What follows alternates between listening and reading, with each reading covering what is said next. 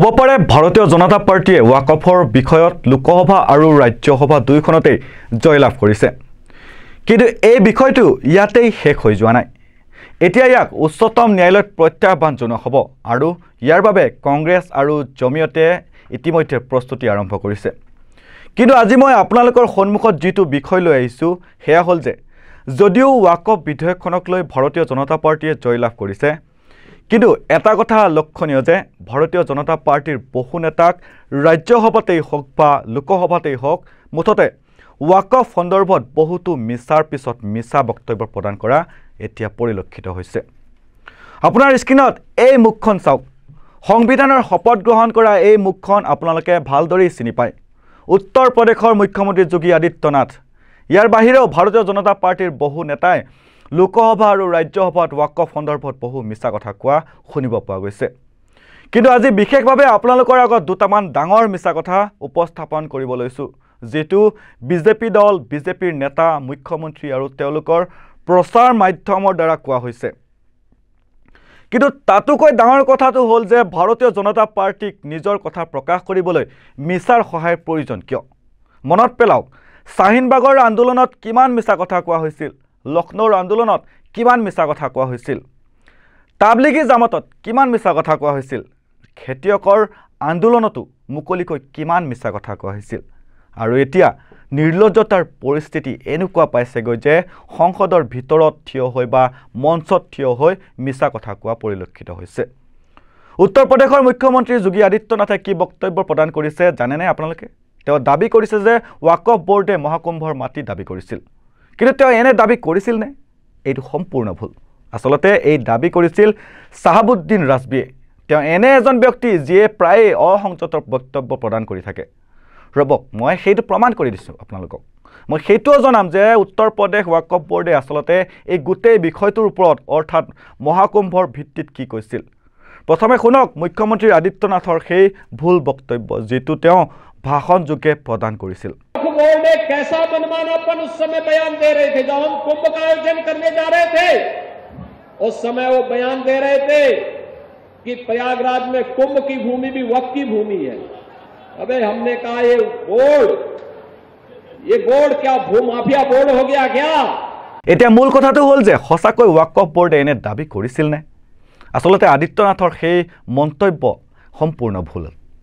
মই আপোনালোকক জনাম আসলতে কোনজন ব্যক্তিয়ে মহাকুম্ভৰ মাটিত ৱাকফৰ দাবী জনাইছিল বা মুছলমানৰ বুলি দাবী জনাইছিল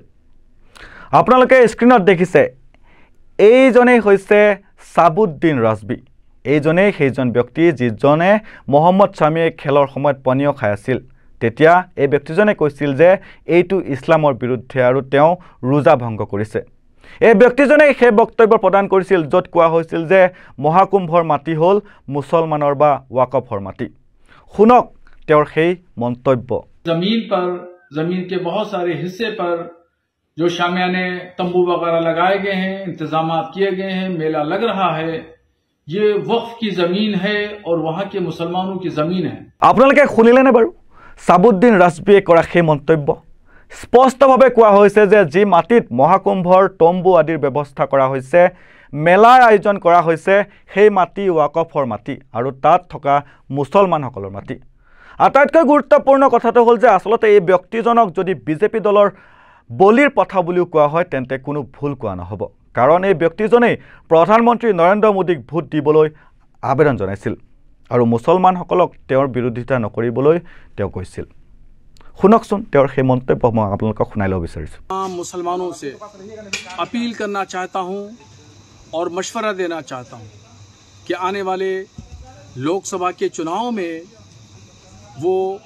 भारत के प्रधानमंत्री नरेंद्र मोदी जी का विरोध न करें इसलिए कि जो पूरे मुल्क की सूरत हाल है उस सूरत हाल के पेश नज़र जो सियासी मंजरनामा है इस सियासी मंजरनामे के पेश नज़र मैं आज ऐलान कर रहा हूं और मैं भारत के मुसलमानों को मशवरा दे रहा हूं कि वो लोकसभा के इलेक्शन में शिद्दत के साथ नरेंद्र मोदी जी की मुखालफत न करें विरोध न करें শুনিলে নে সেই মন্তব্য সম্পূৰ্ণ স্পষ্টভাৱে ওলাই পৰিল সকলো আটাইতকৈ গুৰুত্বপূৰ্ণ কথাটো হ'ল যে মুখ্যমন্ত্ৰী আদিত্যনাথে ৰাজ্যবাসীক কিয় বিপথে পৰিচালিত কৰিব বিচাৰিছে। আচলতে ৱাকফ বিধেয়কখনৰ উদ্দেশ্য দুৰ্নীতি দূৰ কৰা নহয়। ৱাকফ বিলৰ উদ্দেশ্য হৈছে মুছলমানৰ বিৰুদ্ধে ঘৃণা সৃষ্টি কৰা আৰু হিন্দু মুছলমান কৰা আৰু হিন্দুসকলৰ মনত মুছলমানক লৈ অধিক ভয়ৰ সৃষ্টি কৰা। নহ'লেনে বাৰু মুখ্যমন্ত্ৰী আদিত্যনাথে এনে মন্তব্য কৰেনে? তাৰ পিছতে উত্তৰ প্ৰদেশ ৱাকফ বোৰ্ডে মহাকুম্ভৰ ভিত্তিত আৰু চাহাবুদ্দিন ৰাজবীয়ে কৰা দাবীৰ বিষয়ে স্পষ্টকৈ কৈছে যে চাহাবুদ্দিন ৰাজবীয়ে প্ৰচাৰৰ স্বাৰ্থত এই সকলোবোৰ কৰিছে। এতিয়া আহোঁ মূল বিষয়লৈ। যেনেকৈ মই আপোনালোকক কৈছিলোঁ যে এতিয়া ৱাকফ বিধেয়কখন উচ্চতম ন্যায়ালয়ত প্ৰত্যাহ্বান জনোৱা হ'ব। এই বিধেয়ক লৈ লোকসভাত এক বৃহৎ হুলস্থুলৰ বৰ্তমান সৃষ্টি হৈছে। কিন্তু এই সন্দৰ্ভত অনাগত দিনত দলসমূহে কি কৰিব সেয়াও বিবেচনা কৰাৰ প্ৰয়োজন। বিৰোধী দলসমূহে এতিয়া এই বিধেয়কখনৰ বিৰুদ্ধে প্ৰতিবাদৰ কথা কোৱাৰ সময়তে কংগ্ৰেছে এই বিধেয়কখনৰ সাংবিধানিক বৈধতাক লৈ প্ৰশ্ন উত্থাপন কৰি উচ্চতম ন্যায়ালয়ৰ কাষ চাপিবলৈ সিদ্ধান্ত গ্ৰহণ কৰিছে। খবৰ অনুসৰি কংগ্ৰেছে এই বিধেয়কখন গৃহীত হোৱাৰ পিছত উচ্চতম ন্যায়ালয়ত আবেদন দাখিল কৰাৰ পৰিকল্পনা কৰিছে। ৱাকফ সংশোধনী বিধেয়কক লৈ চলি থকা ৰাজনৈতিক অস্থিৰতাৰ মাজতেই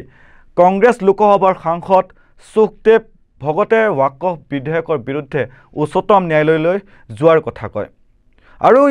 কথাটো ইয়াতে ক্ষান্ত নাথাকে। আপোনালোকে জনামতে জমিয়ত উলেমা হিন্দেও ইয়াৰ বিৰোধিতা কৰিছে আৰু তেওঁলোকেও ইয়াক উচ্চতম ন্যায়ালয়লৈ লৈ যাবলৈ ইতিমধ্যে সিদ্ধান্ত গ্ৰহণ কৰিছে।